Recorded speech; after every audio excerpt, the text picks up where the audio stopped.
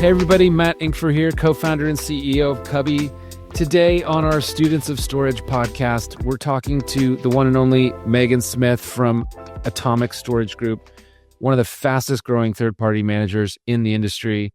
We dive into her background, the crazy story of Atomic's growth to this point, and we kind of dive into like what makes them special, what their edge is, why they're winning so much. And turns out it's really simple. They got a good team. They're executing well. We had a great conversation. Hope you enjoy it. Thanks for joining.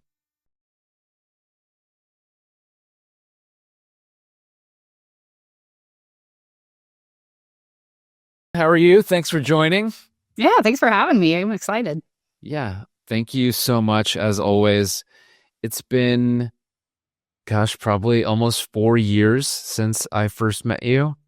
And you had basically just started Atomic at that point, and Cubby had just started. I know. I remember you with your laptop at the shows, sitting there working, with my laptop at the shows, sitting there working.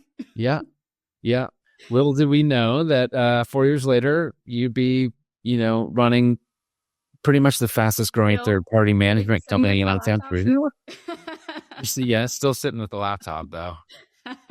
I've not escaped that. That's right. Yeah. And you'd be running such an amazing software company. Yeah. That's grown fast that now we're on Cubby and we're excited and everything's implemented and integrated and we're past the transition. Yeah, you guys have been awesome clients early in your journey, but I'm excited to have you on board, and your team is awesome. They've been great to work with. And we want to give people the story of Atomic because it's amazing. It's an interesting story. And there must be a ton of good lessons for a lot of folks in the industry, not only how to run a good operation and how to run a good storage facility that produces results, but how to build an offering that allows you to compete as a third-party manager at the clip that you guys are competing at. It's amazing. Yeah, thank you. But let's start with your story. Where are you from? My story. So where are you from? Long walks on the beach to the taco stand. That's what I'm about. No. So I grew up in Louisiana. In college, I worked for a company that was building a storage property. I went to school for accounting and marketing. So I liked business, always liked business. I was the kid painting rocks, selling them in my grandmother's hair salon when I was younger. So have always been entrepreneurial. So I worked at a storage property out of college, didn't know anything about the business. I did that for a couple of years, and a CPA came in and said, hey, you should go work in accounting. You have a degree in accounting.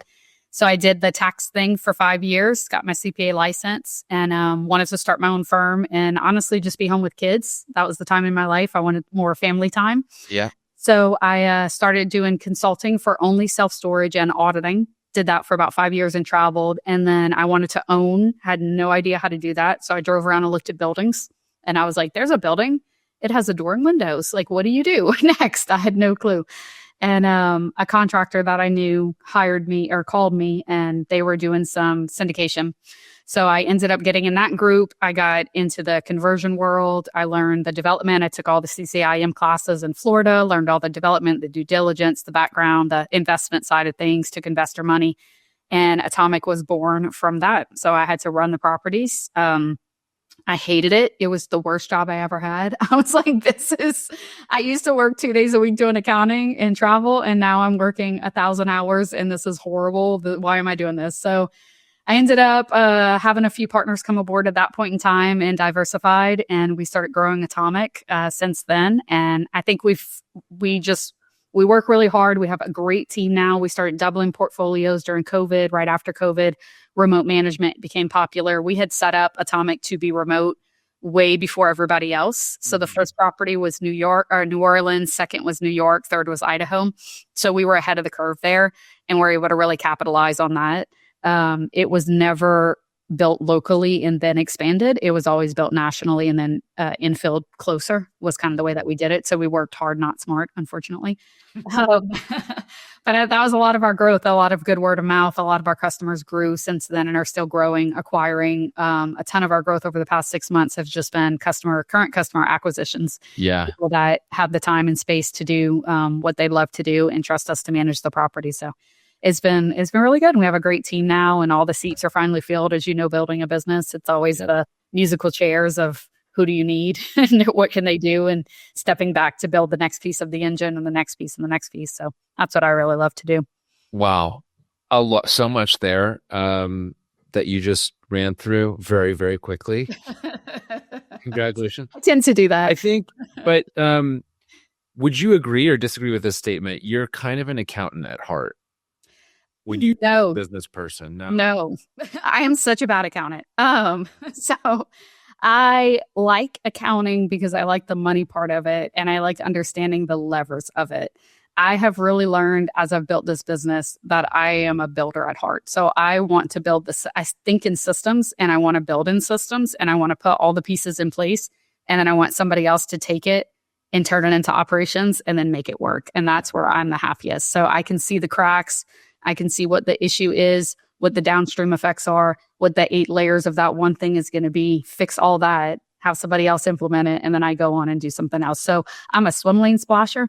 When I see issues at the company, I jump in, mess around, fix it, leave. That is what I love to do. So accounting, sitting there doing the numbers is actually nuts. But you know the numbers. I know them. Background. You know them. When you're looking at the numbers, we'll call it financial statements for a storage facility or a portfolio, what's your process? Like, what are you looking for? I'm sure it feels like natural and obvious to you at this point, but you probably have seen more of these than almost anybody in the industry. Yeah. Where are you looking for opportunity or problems? So honestly, I look at their marketing first. I look at revenue. I flip to marketing. I look at their Google My Business website, brand, phone number, pictures, customer facing first, right? So how do they position themselves in the market? What does that look like? That tells you a lot about the back end of how it actually works. And then are they not capitalizing on some of the value streams, tenant protection, things like that? Are the numbers messy? Are they mixing in personal and business? They're probably not very structured. Do they not have any late fees? They probably don't have very good procedures and processes. They're being too nice. If you don't have late fees, you're probably not raising rates too, because those two things go together. So I look at it like that, of the story of like, how are they doing it? What are they doing? And where are the opportunities? But I find it starts with marketing and how you display your business to everyone, right? How's the website look? How's the software look? Do they make it easy? Do they have good pictures? Do they optimize their business? Can they compete? Because right now in storage, when I started it forever ago, you could build it and literally sit there and answer your phone and be fine. Like, it was the best industry because you would do nothing.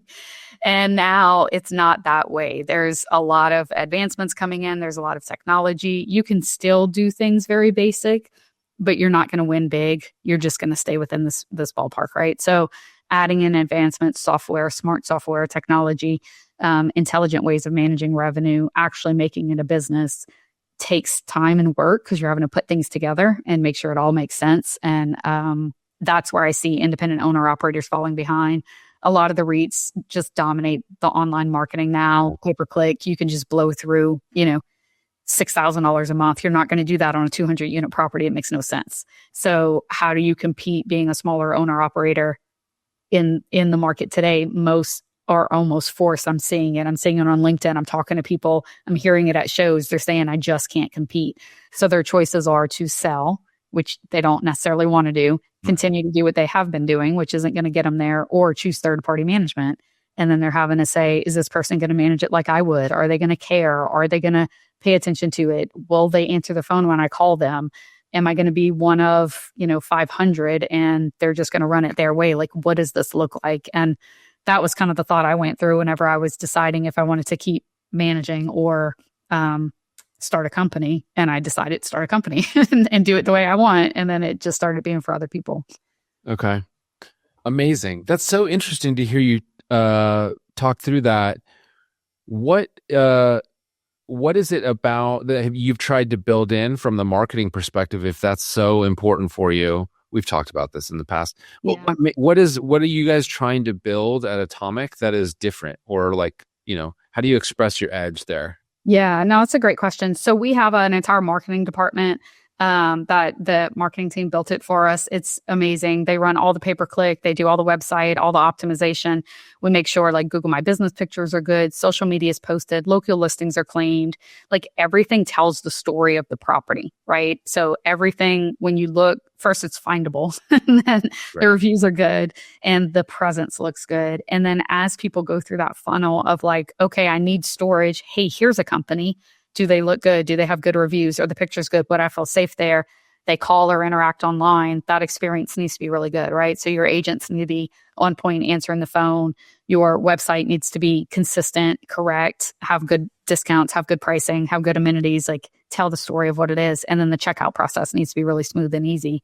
And then when you show up to the site, it needs to appear as it did online. So you don't want weeds as tall as I am or, trash everywhere, right? You want that whole story. So that is management, all of it. So you're managing the appearance of the digital asset, you're managing the actual operational flow and structure that customers interact with, and then the actual asset to make sure the weeds are clean and the locks work and the doors work and the units clean, and making sure all of that is easy. And it sounds super simple because it's storage, right? Just make sure the unit's clean, but there's a lot of moving parts. We're in 26 states now, 150 properties, I believe. Yeah.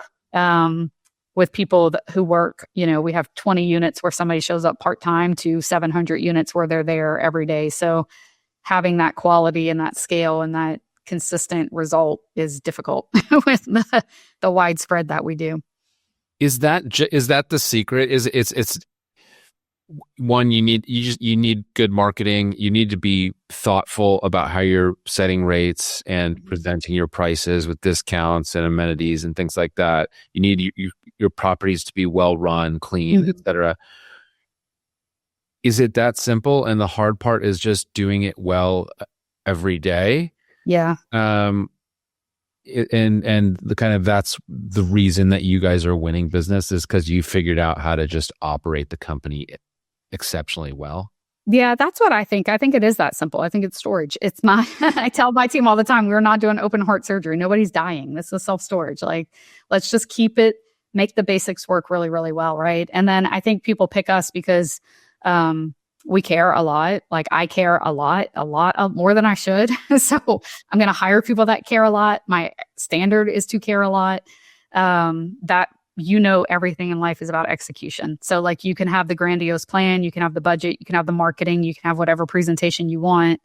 The real thing comes when rubber meets the road, you execute. Can you do it, right? Do you follow up with customers? Do you apologize when you mess up? Do you set rates appropriately? Do you balance rate increases with people staying and moving out in some smaller towns? Do you look at what the asset needs and cater to what that asset needs? Because 700 units is different than 20 units in a very tertiary market. That's not even tertiary anymore, whatever the fourth one is or fifth one. To Google it the other day, I was like, there's now a word for this.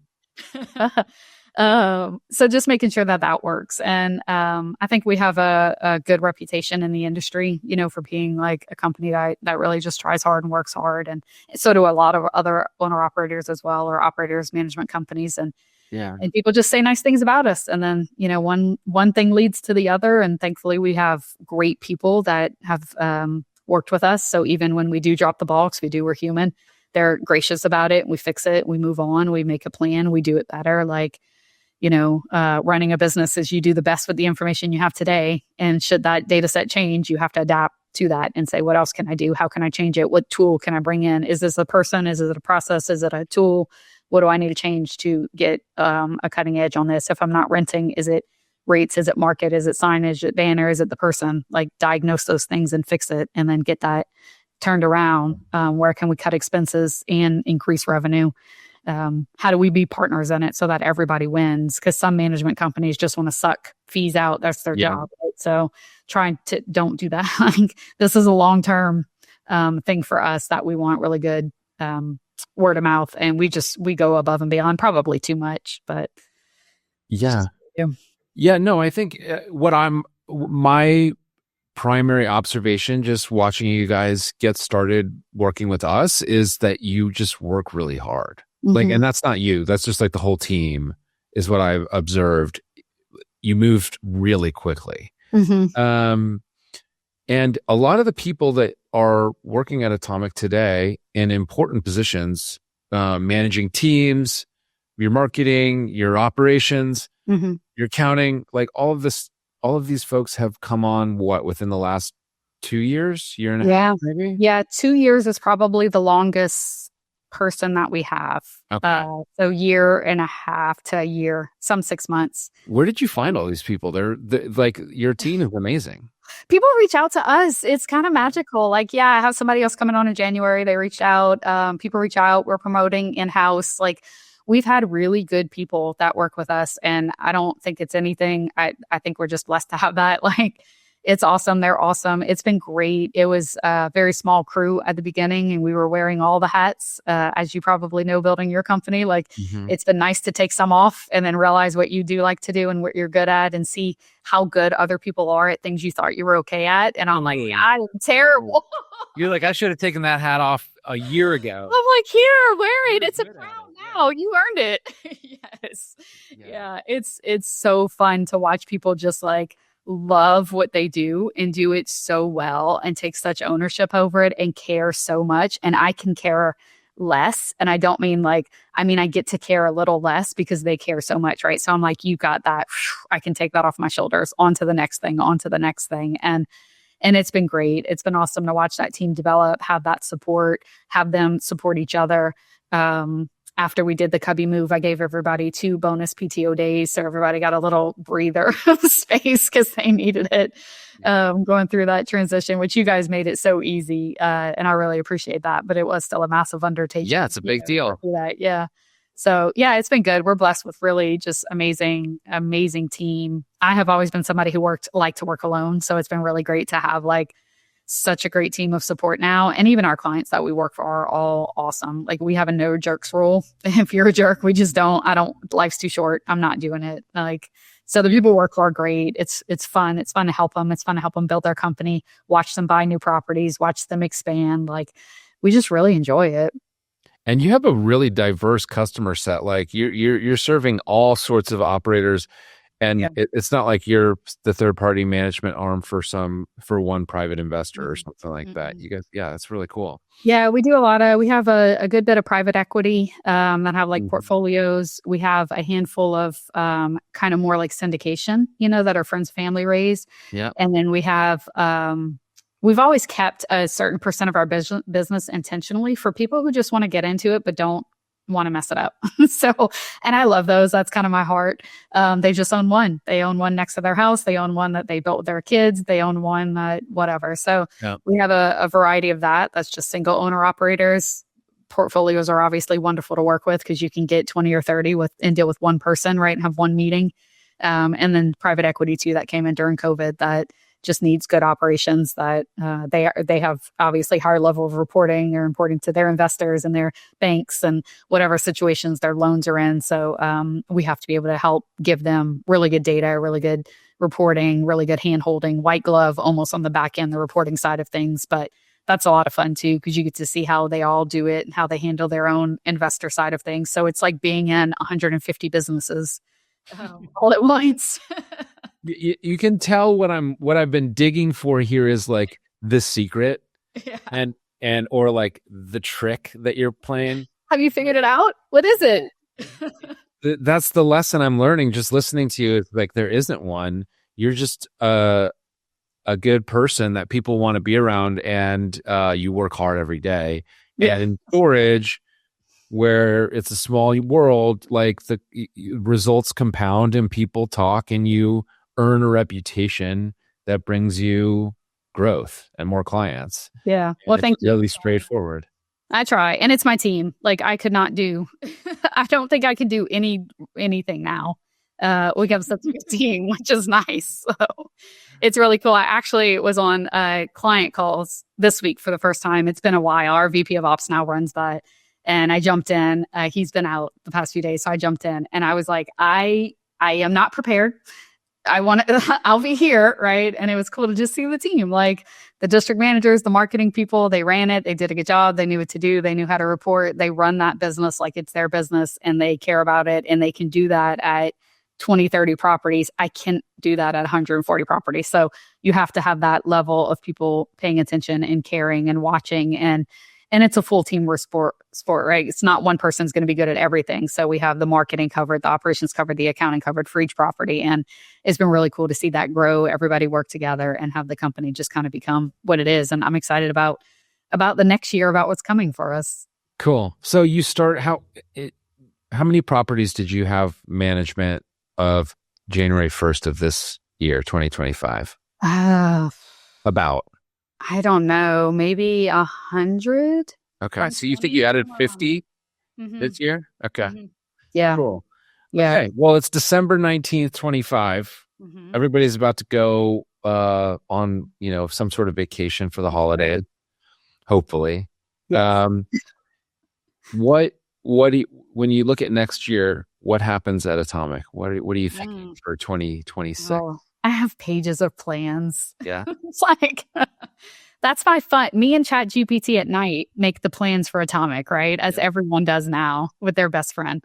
So we're going to keep growing. We're bringing on a business developer. We moved one of our internal district managers to call center and auctions. So she's going to be in charge of communication, continue to build the solid base. The rule right now is what works at 150 needs to work at 300. So everything we're doing needs to scale to that next jump. I see a lot of potential in the industry of just people who are having trouble competing. Loans are coming due. Cash management's put in place. SBA is getting heavy for whatever reason. People want to sell, but they're still not quite there yet. So they, I think, are going to be looking to third-party management to say, how do I plug into a bigger engine, right? I want to make the Atomic machine that is at a REIT level of service, data, reports, how we provide information, but also the smaller owner operator touch of like, we do actually care about your property, Mr. One person owner. I know you, I know your property. We want to make sure that we're taking care of you. So how do you balance that, remain profitable as a management company, continue to give raises, bonuses, pay your people well, have the right people in the right seats? And that's what I love to do, is building that, moving the chess pieces to figure out what's the best mix to make this thing work in the best magical way. So I think we're going to grow. We're going to offer new services. We're going to continue to build out intelligent ways of growing. I don't like chasing the shiny toy just because it shines. So what's the smartest thing to do that's going to create the biggest results for us and our customers is what we always look at, filters through. And then growing our team and giving them more knowledge and appreciation and encouragement and helping them, grow throughout their career, because the happier and more engaged they are, the better the company becomes, because everybody's just having fun doing it. Awesome. Yeah. Well, it seems like you're on your way. I know you've invested a lot of time and effort into your new data warehouse, your reporting infrastructure. I think it's going to look like you're ready for 300 properties. Yeah. What is getting to 300 unlock for you, other than just growth for growth's sake? Growth for growth's sake, right? It sounds good. There's not a lot. It's just me. It's not like we have debt or anything like that. I think there's always a need in management, no matter what industry. It is a hard business to manage a company. It is a grind, right? It's tough. There's just always a need for really good service there. And people really appreciate it when it's done well most of the time. I think storage is no exception to it. There's a lot of really good operators out there.